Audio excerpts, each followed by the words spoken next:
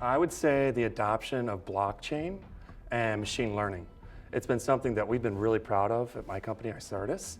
So as an example, we're working with Mercedes-Benz, and they are able to use blockchain and machine learning to make their contracts immutable, so that when they're working with all their suppliers around the world, they all know they have consistency and following the Mercedes-Benz ability to have human protection and also global rights. It's really neat usage of those two new technologies.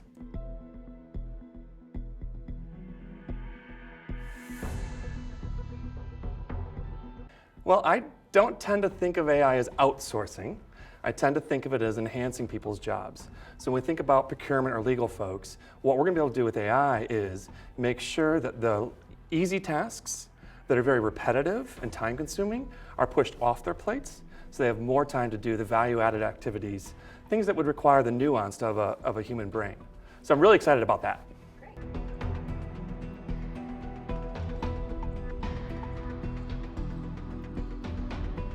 Well, I'd have to say that it's really important to be thinking about the technology standards, the business standards, but also the contracts that you have in place. It's a 3 tiers of the stool.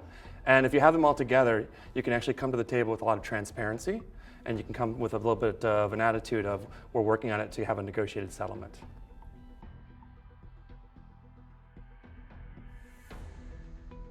Innovation.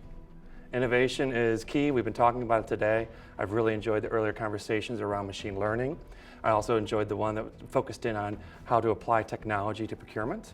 And I think that everybody in this space, as a procurement officer, needs to be constantly innovating, because if they don't, they'll fall behind their peers.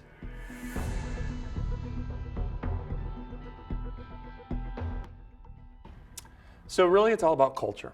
And my company tends to believe that you need to be fair and open and responsible, but I also believe a lot in teamwork and execution.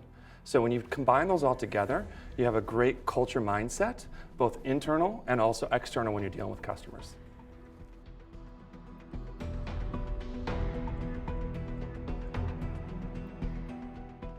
I don't know that everyone is, but they should be.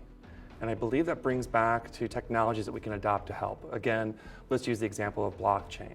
Blockchain can actually help companies that have large global distribution channels to find out the underserved people in maybe second or third world countries that are being forced into labor.